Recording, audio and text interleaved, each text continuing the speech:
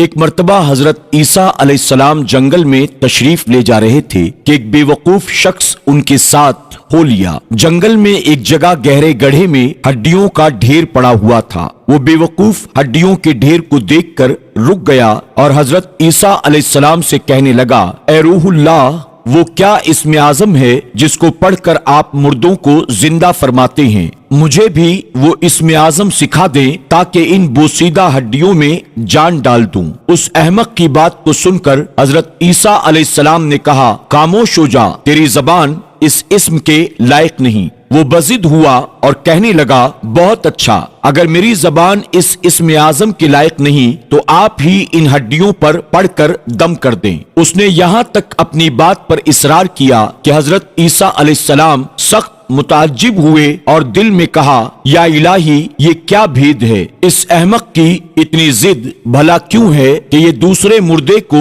زندہ کرنے کی فکر میں ہے؟ حق تعالیٰ نے حضرت عیسیٰ علیہ السلام پر وحی نازل کی کہ اس میں حیرت کی کیا بات ہے؟ حماقت کو حماقت ہی کی تلاش ہوتی ہے اور بدنصیبی بدنصیبی ہی کا گھر ڈھونڈتی ہے۔ کانٹوں کا اگنا ان کے بوئے جانے کے عوض ہے۔ اتنے میں اس بے وقوف نے ایک مرتبہ ان ہڈیوں پر اسم اعظم پڑھ کر دم کرنے کا تقاضا کیا۔ جب انہوں نے سمجھانے کی کوشش کی تو وہ ناراض ہو کر کہنے لگا، اے روح اللہ، اب آپ بھی اپنا معجزہ دکھانے میں بخل سے کام لینے لگے۔ شاید آپ کی زبان مبارک میں پہلی سی تاثیر نہ رہی۔ یہ سن کر حضرت عیسیٰ علیہ السلام نے ان ہڈیوں پر اسم اعظم پڑھ کر دم کر دیا۔ آن ہی آن میں ان ہڈیوں میں حرکت ہوئی اور ایک ہیبت ناک شکل کا لمبا چوڑا شیر کھڑا ہو گیا اور اس نے گرج کر جست لگائی اور اس بے وقوف آدمی کو لمحہ بھر میں چیر پھاڑ کر برابر کر دیا،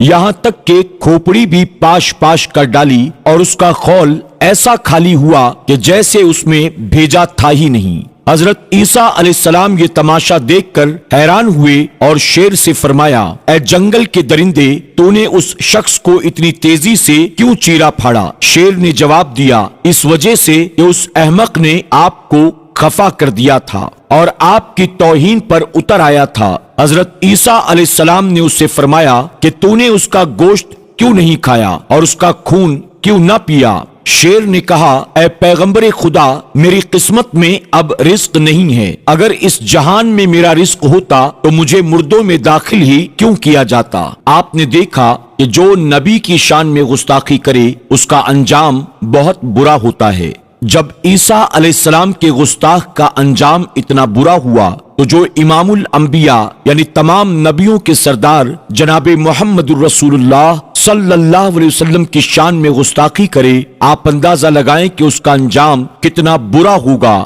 اللہ کی پناہ، اللہ ہم سب کو اپنے محبوبین کی گستاخی اور بے ادبی سے بچنے کی توفیق عطا فرمائے۔